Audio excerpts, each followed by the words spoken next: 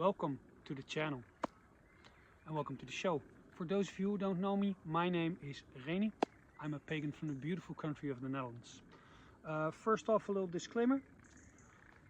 2 weeks ago I was talking about the subject of death and dying and letting go and the metaphor of Hela and life itself, and I was pondering out loud why in the middle of summer, while everything's so full of life, I was contemplating the dark side of life so much. And it just hit me a couple of days ago. A wise man once told me, when the sun in your life shines the brightest, that's when you can see your own shadow the clearest. And that's where I am in my life right now. But that little intro that I just gave you also pertains to the subject of today's video. Stick around to see how that all weaves into each other. The prophecy that foretold of the rise of paganism. That's a video I did 2.5 years ago with a really crappy thumbnail. Yeah, that's it. It has over, I think, 4,500 views now. I wanted to do an update on that because there have been some new developments in this case. I talked it over with my advisor of Native American affairs. You know, don't you have one of those? Because I do. His name is Robert. He's goes to America and to the Lakota people to do ceremonies for a long time sun dancer. So before I do a video speaking on this matter, I usually talk to him and ask him a few questions, that I say it with as much respect and as much integrity and as close to the truth and as close to in a good way as I possibly can. So I want to give you first a little recap of what that prophecy is, because some of you might think that paganism is just a little hype thing that occurred when Netflix brought out a show called Vikings, and now everybody thinks of there's Viking. Maybe you think it's just like a little fad that just will blow over. I'm here to tell you, no, there's actually Native American prophecies who talk about the rise of paganism in the West. There are actually two. I'm going to give you two, and then I'm going to give you the updates of how it stands now. The first one is by a Lakota chief called Crazy Horse. Now, if you're a history buff, you might have known him because he was very important. He lived his life, and most of his life he was dealing with the struggles of all the new Europeans coming in and all the troubles that brought with him, all the death and all the misery.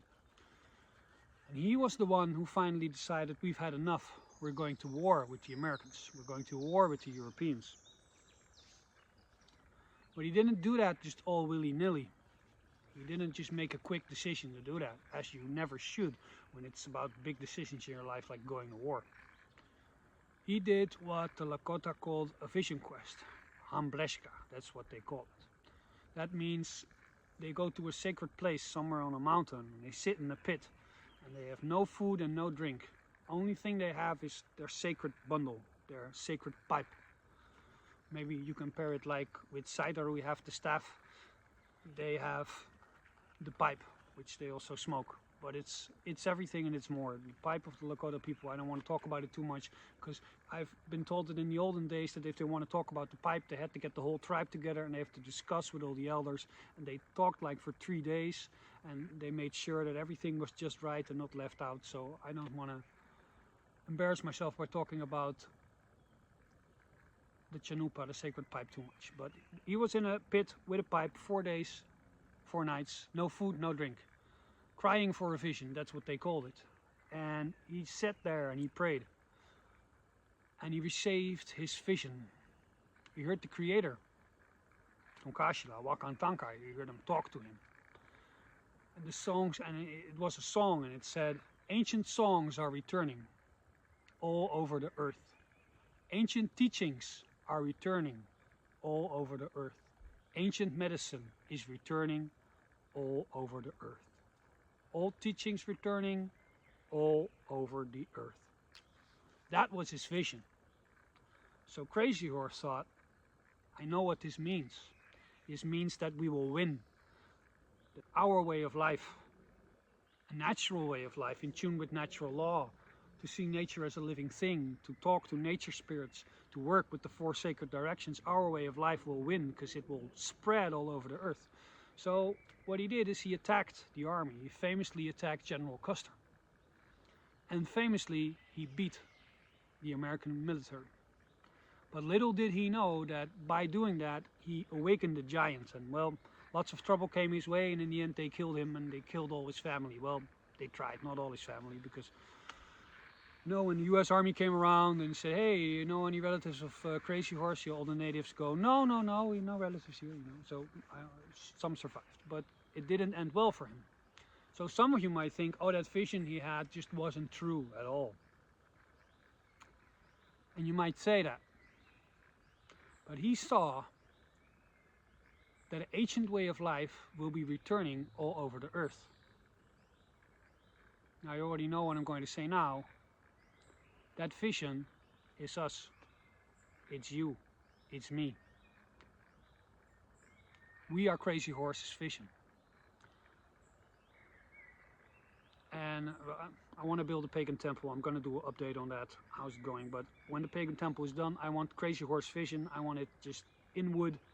I want it ancient vision, ancient teachings of the earth are returning all over the earth. I want that whole quote in wood to show everybody that we are his vision.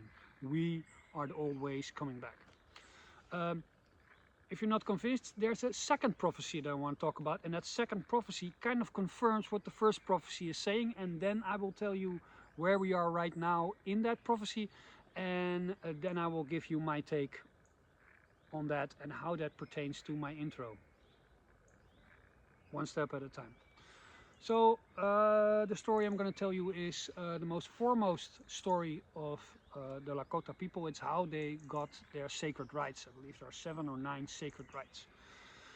Long time ago, real long time ago. People were hungry, couldn't find the buffalo. 200 were sent out to kill a buffalo. They found the buffalo, but it was a white buffalo. The mosquitoes are eating me alive, by the way. So they found a white buffalo. So one of the hunters said, no. It's wakan, sacred, you can't kill it. And they saw the buffalo transform into a beautiful woman. Now one Lakota had impure thoughts, and apparently she kind of like vaporized him into thin air. So the other hunter was like, okay, I'll listen to you because you're very dangerous. And the women gave the Lakota their 7 sacred rights there. Yinipi, the Harmbleshka, the tying up, I don't know all of them, but their way of life was given by a white buffalo calf. She came to the camp and she talked for a full day, and in the end of the day she said, you people are very fortunate, the Native Americans, because you are the people that will hang on to these ways the longest. And you will be part in sharing this vision again with the world.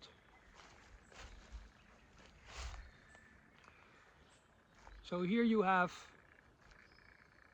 basically the origin story of Lakota culture, telling that there will come a time where you will have to teach the rest of the world, because the rest of the world has forgotten how to be truly native. I often joke with the Native Americans, because they're like Native Americans, and I go, hey, I'm Reni, I'm a Native European. Just to remind them that I'm not the guy that just got on a boat and just started killing people. That's not me. We're native. We stayed here. So those are the 2 prophecies. And they actually went specific on when this was going to happen, because the white buffalo calf woman said, you will know that this time is there, that you have to share everything with the rest of the world, because there will come a time where there will be a white buffalo calf born again, and then you know there's a new time coming. That the time of the Wachichu, the one who only thinks about himself and only cares about power and control, that time is coming to an end. And there's a new thing that will stand up. The old ways will stand up. People from the heart will stand up. They will become the tribe of many colors, and they will make the world beautiful and green again. Now, there have been some white buffalo calf being born, and when I'm told they're aware on the reservation where the Lakota are, on Pine Ridge, that this is the case, that there are more and more and more being born. But in June you had that very special day where basically all the planets lined up when you looked at Earth, and on that day there was another one born. So that's an important one. So they're very conscious of that, and they know that the time is now. The time of power and control, that world is coming to an end. And there's another world being born. Now, how does that pertain to paganism? Oh, the mosquitoes are eating me alive. It's terrible. Should have brought a cigar or something. How does that pertain to paganism? Well, let me tell you how that does, because a lot of the world is still under the influence of the Abrahamic religions, Judaism, Christianity, Islam. Although you could argue that Islam isn't really Abrahamic religion, but subject for another video. Those religions have something in common. They have a power structure, a pyramid. There's a guy at the top, and there are strict rules, and it's about power and it's about control. What did the prophecy say about the ways of power and control? Those days are gone. New days are coming. And you see that in the West a lot. I think 10 years ago, a lot more people trusted their politicians. They trusted more their doctors, and they trusted more their news sources. But today, trust is diminishing. And why? Well, the sun is beginning to shine really bright. And when the sun shines the brightest, that's when you can see your shadow the clearest. So that's not only with me on a personal level, but also whole of society. We can see our own shadows the clearest. So the Christians may think that they're going to conquer the world again. And the Muslims may think they are finally going to conquer the whole world. But the fact is, the energy behind it has lost its power. And they will fall like a ripe apple from a tree. I don't say this to offend anyone, by the way. I have nothing against Muslims or Christians. You do what works for you. And if that works for you, that's good for you. I'm just here to tell you what the prophecy says. So the new development is lots of white animals being born. Prophecy in full effect. America is not in a good place. Europe is not in a good place. Everything will fall, and a new world is being born. And you and I are part of that new world. Ga met de goden. I'll see you all in 2 weeks.